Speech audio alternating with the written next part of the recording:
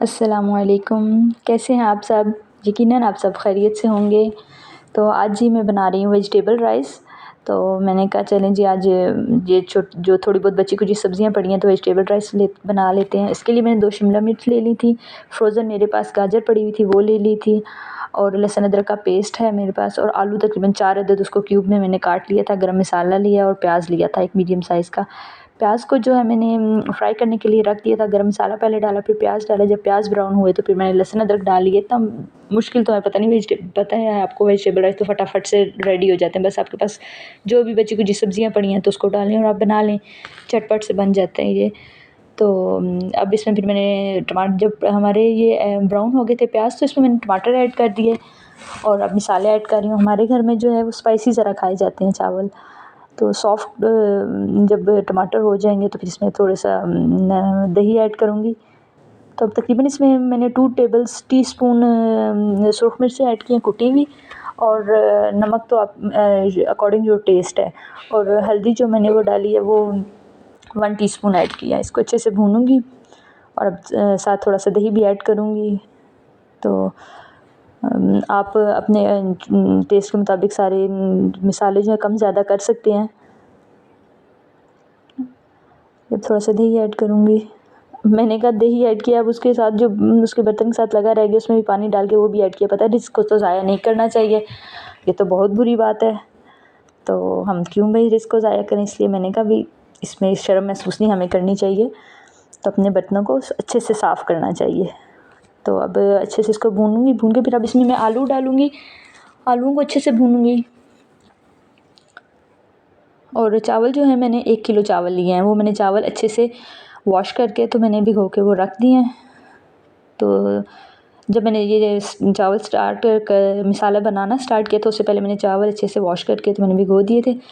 اب یہ اس کو اچھے سے بھونوں گی آلوؤں کو، اس کے بعد اس میں پانی لگا دوں گی، اور دوسری سائڈ پہ جو ہے وہ میں شملہ مرچ وغیرہ میں نے کاٹ کے رکھی تھی وہ ایڈ کر رہی ہوں۔ یا سوری، یہ بتانا تو میں آپ کو بھول ہی گئی، مین انگریڈینٹ اور یہ سیکرٹ چیز ہے کہ آپ کے پاس اگر یخنی پڑی ہے تو یخنی ایڈ کر دیں، ویجیٹیبل رائس بنا رہے ہیں، دال بنا رہے ہیں جو بھی، تو یہ سے بڑا اچھا فلیور آ جاتا ہے۔ اگر آپ کے پاس یخنی پڑی ہے گھر میں تو وہ ڈال دیں، نہیں تو چکن کیوب پڑا ہے وہ ڈال دیں، نہیں وہ بھی نہیں ہے تو چکن پاؤڈر اگر ملتا ہے بازار سے اویلیبل ہوتا ہے ایزیلی تو وہ ڈال دیں۔ تو میرے پاس چکن پاؤڈر تھا، میں نے بس وہ ایڈ کر دیا بیچ میں، تو تقریباً میں نے 1.5 چمچ نا اس میں چکن پاؤڈر ایڈ کیا ہے۔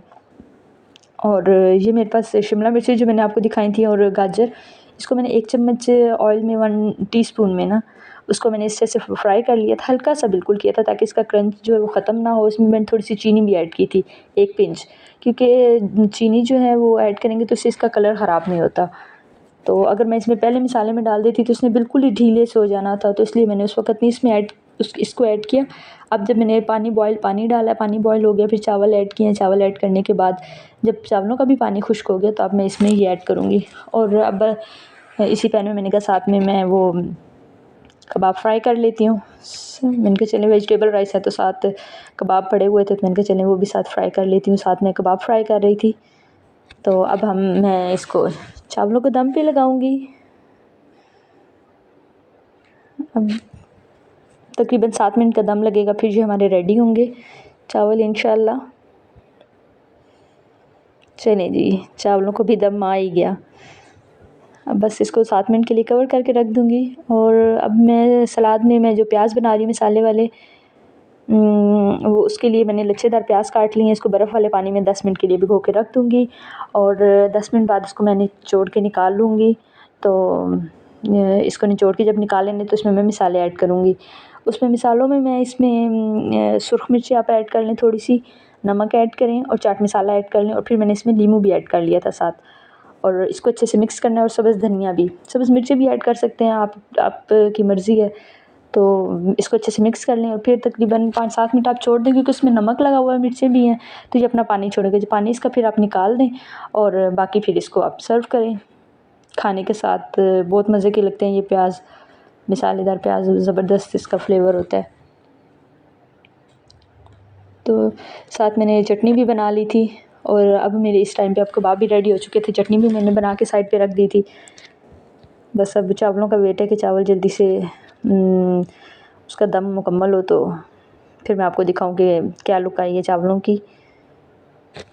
ویسے عام سے چاول ہیں لیکن اس کو بنانے کا ایک ٹرک ہوتا ہے، ہر ایک کے گھر کی اپنی الگ ریسیپی ہوتی ہے.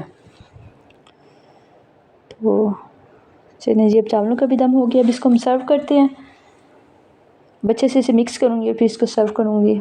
تو آپ لوگ اپنا فیڈ بیک ضرور دیجیے گا. آپ لوگ ویڈیوز ہماری واچ کیا کیجیے اور ہمارے ویڈیو کو لائک کریں، سبسکرائب کریں اور لائک کریں، سبسکرائب کریں اور فالو کریں،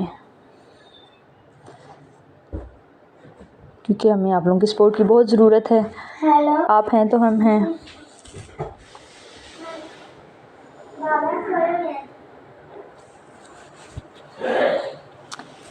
چلیے جی یہ کھانا ہمارا ریڈی ہو گیا.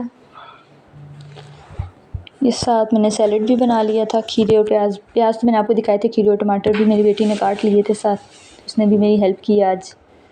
چلیے جی آپ کو میری ریسیپی پسند آئے تو اپنا فیڈ بیک ضرور دیجیے گا اور دعاؤں میں یاد رکھیے گا. تھینک یو جی، اللہ حافظ.